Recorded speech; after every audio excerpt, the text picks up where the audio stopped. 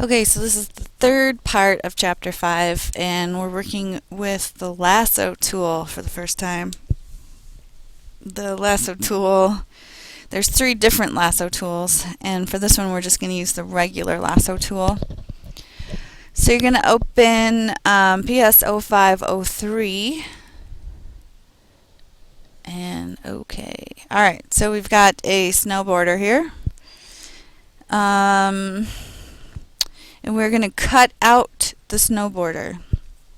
And this is, if you would want to use the snowboarder in a different image or something, this is one way that you could do that, is cut out the figure and put it somewhere else.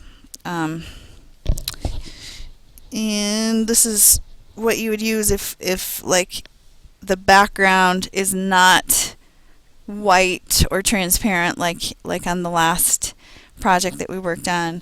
If it's really hard to make the selection just with Magic Wand or Quick Selection. This is a more manual way. Alright, so you're going to go File, Save As, add the underscore work, of course, PSD, save it to your documents, etc. You guys know how to do that.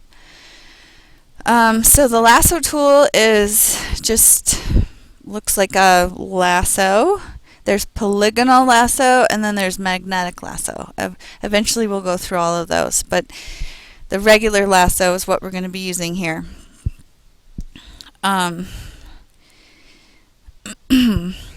So let's get started. So you're just going to click and drag. I'm dragging and not releasing. I'm dragging all the way around the snowboarder. I'm not going to worry about the little thing on his glove.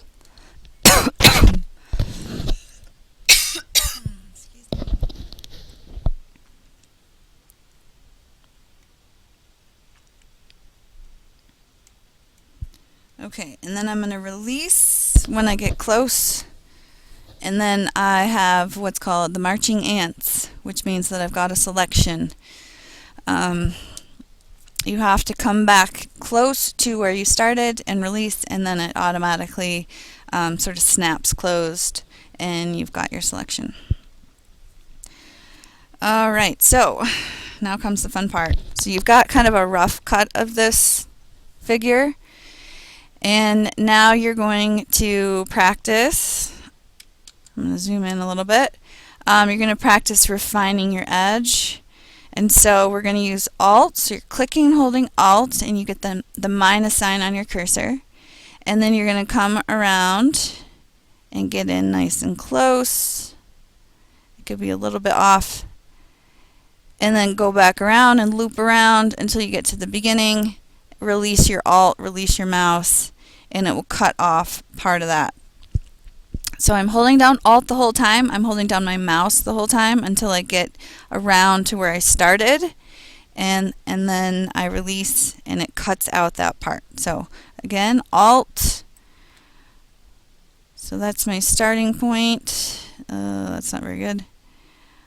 And you're doing this in small chunks, and then I'm going to loop around and come back to my starting point. Alt, and there we go. So you're going to go around and do that whole thing. Clean up your edge. In here, if you hold down Alt and then just kind of, I'm not doing a super job. And then to get the rest of his arm back in there, you're going to hold down Shift. So Shift adds to your selection. So then I'm going to go around the mitten. I'm sure there's other ways you could do this.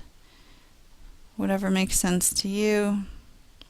And then loop around. And so now the mitten is part of my selection. So Shift adds to and Alt takes away. So go around and make that as accurate as possible. If it's a little bit off, like around his hat here, that's okay, because we're going to refine the edge in a minute. So go ahead and do all of that. I'm going to pause it, finish mine, and come back. Alright, so I've got the snowboarder pretty well cleaned up. I am going to actually just take out that string. There we go. Don't care about that. The next move is to save your selection. So that's under the select menu, save selection. You're going to call it snow border in the name field. Everything else can be as is, and hit OK. So that way if we deselect, do something else, we can come back and have that selection saved. And then we're going to use this Refine Edge tab.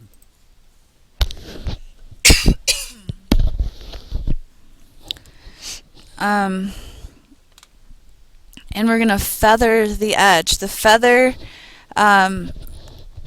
it's sort of makes it's not a sharp edge on where my lasso is. It lowers the contrast between where my selection is and the background. It smooths it out. It diffuses it a little bit. So I'm going to type 5 for my feather, and you can see how it diffuses the edge. It makes it a softer edge.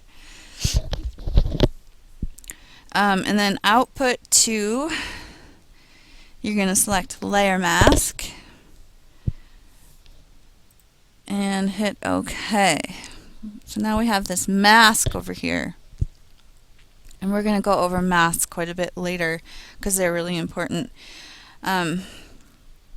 At the moment, the book just says to hold down Shift, select your mask, and it turns it off or back on by holding Shift. Go ahead and do a quick save, and we're going to